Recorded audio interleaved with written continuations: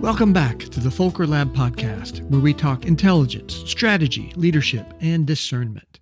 If you've been following the last few episodes, we've been on a little strategy journey together. We started with the future picture. Where do you intend to be? Then we talked about systems and Warden's 5 rings. What systems need to change? Then we got into centers of gravity and how to design operations, parallel versus serial, and why "we'll fix that later" is not a strategy, it's a wish. Today, we're tackling the uncomfortable next step. How do you know if any of this is working? This episode is about measures of merit, feedback loops, and the noble art of not lying to yourself about progress. In Prometheus language, good strategy must be measurable, and you need strategic measures of merit that tell you if you're on course for your future picture, not just busy and tired. So, if you've ever declared victory because a metric went up, only to realize later you'd just gotten better at measuring the wrong thing, this one's for you. Let's get into it. I want to start with a simple question. What's the dumbest metric you've ever seen? Most of us can name at least one. Maybe it was number of PowerPoint slides produced. Maybe it was emails sent. Maybe it was hours in the office, as if sitting physically near a printer increases national security. In the military and government, we've had our share of truly unhelpful metrics. In business, it's the same. Vanity metrics that look impressive on a slide but tell you nothing about whether you're winning. In your personal life, it might be steps that you collected pacing around the kitchen at 11:58 p.m. so your watch won't nudge you. Metrics are not the problem. The wrong metrics are. Warden makes a big deal out of this. In the Prometheus process, your future picture is supposed to have strategic measures of merit. Those measures that tell you when you've achieved that future, or at least that you're heading the right way. And he says they are normally not the same measures you use at the tactical level. In fact, tactical measures can be dangerous when you apply them to strategy. In other words, number of sorties flown is not the same as is the enemy system collapsing. Number of reports produced is not the same as did the commander understand something important sooner. Number of meetings held is not the same as did we make a good decision. The question we're playing with today is, how do you pick and use measures that tell the truth about effectiveness, not just performance? There's a classic distinction that's helpful here. Measures of performance versus measures of effectiveness. Measures of performance answer, how much did we do? How fast? How well did we execute the task?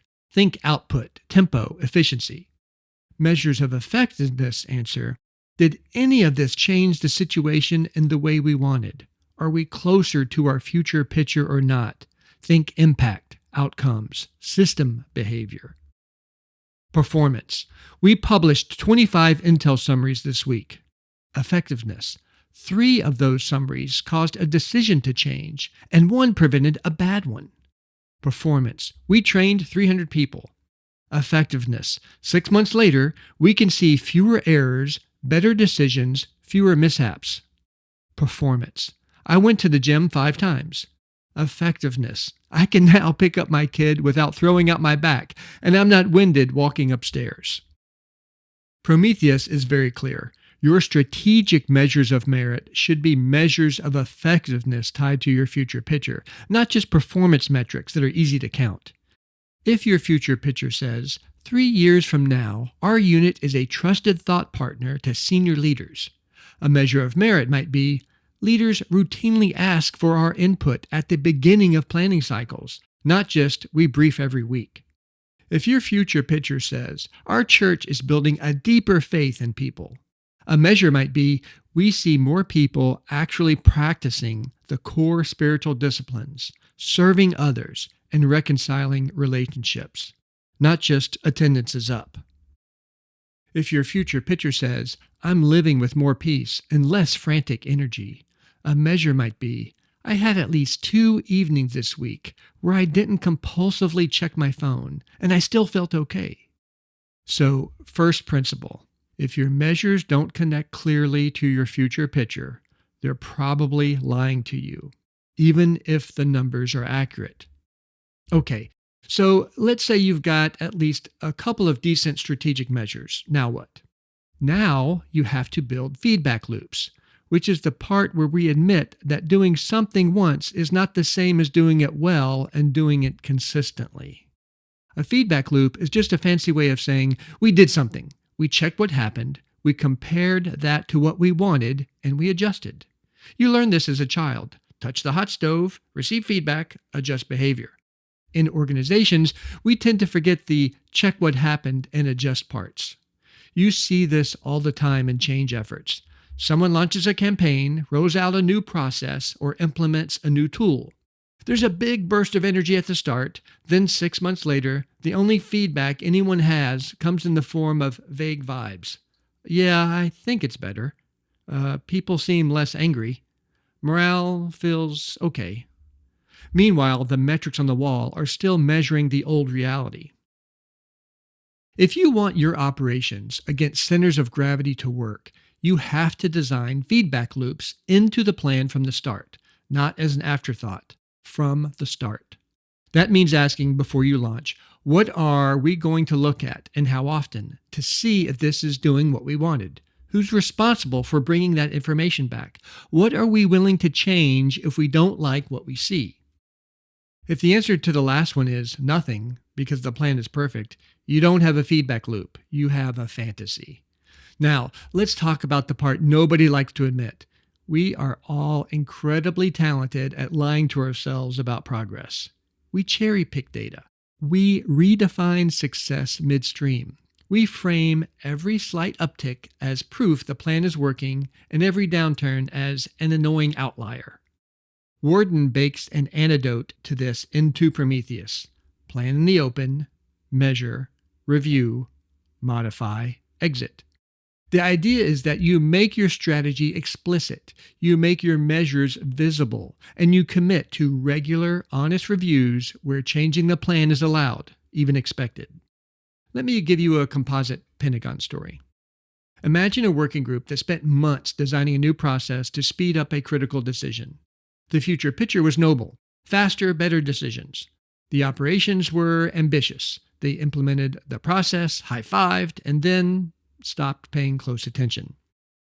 When they did look at the data, they focused on one metric that made them look good. Hey, look how many people are using the new application. They did not notice that the overall decision timeline hadn't changed, because the bottleneck had simply moved 3 steps down the chain. The system changed, but the outcome didn't.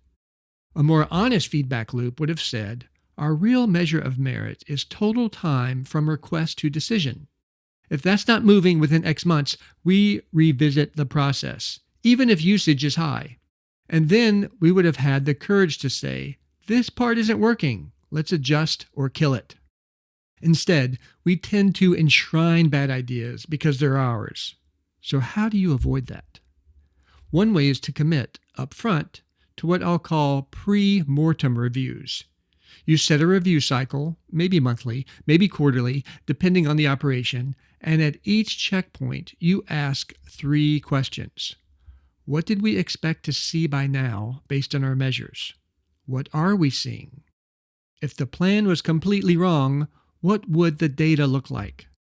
The last one keeps you honest. If the data you're seeing looks suspiciously like the we're wrong scenario, you don't get to spin it into we're basically there. You can also invite a friendly skeptic into the room, someone whose job is not to be a jerk, but to ask, are we maybe grading our own homework a little generously? If your review meeting feels like a pep rally, it's not a feedback loop. It's a live action LinkedIn post. Let's bring this down to a personal level. You may not think of your life in terms of measures of merit, but you absolutely have them. They just might not be intentional. If your unofficial measure is number of hours worked, you will optimize for that and then wonder why you're exhausted and your relationships are thin. If your measure is no one is mad at me, you will optimize for conflict avoidance and then wonder why nothing important ever changes. What if you picked 2 or 3 simple, honest measures of merit for your own future picture? If your future picture says, I want to be a more present parent. Maybe a measure is, I had at least 3 device-free 20-minute conversations with my kid this week. If your future picture says, I want to be less anxious, maybe a measure is, I had 2 nights this week where I went to bed without doom scrolling. If your future picture says, I want to live my faith with more integrity at work, maybe a measure is, there were moments where I chose truth over convenience, and I can name at least one from this week. They are measurable. They're not perfect, but they're better than feel slightly less like a dumpster fire. Then you build your own micro feedback loop. Once a week, you sit down for 10 minutes and ask, how did I do on those? No judgment, just reality. If it's not working, you adjust. Maybe the measures are off. Maybe the actions you're taking aren't connected. Maybe you tried to change too much at once. The same principles apply at every scale. Clear future picture, strategic measures of merit, honest feedback loops, willingness to adjust. One more thing before we land this plane. Sometimes the right strategic move is to exit. Prometheus makes a big deal of finish with finesse, having explicit exit criteria and exit plans so you don't cling to a failing effort forever. If your measures of merit are not moving after a reasonable period and you've adjusted tactics and verified you're not just measuring the wrong thing, it might be time to say this campaign is not worth the continued investment. We are terrible at this. We hang on to programs, processes, relationships, and even personal goals long after the evidence says this is not doing what you hoped. We do it out of sunk cost, pride, fear of looking inconsistent, or because we don't have anything better to do. Strategy says, no, we exit on purpose. We finish with finesse. That doesn't mean every dip in the metrics means quit. It does mean your measures should include some sense of how long are we willing to tolerate no real movement before we call this and try something else. You can build that into your life too. If I try this habit for 8 weeks and there is no observable change in these measures, I will either change the habit or admit this isn't the lever I thought it was. It sounds clinical. It's actually freeing. You stop dragging zombie initiatives behind you. So, to wrap this up and something you can do this week, here's the simple version. Take one area where you've been trying to change something, at work, at home, in your own head. Write down your mini future picture for that area, 1 or 2 sentences tops. Then ask, what would I have to see, hear, or feel in the next 3 months to believe we're genuinely moving toward that?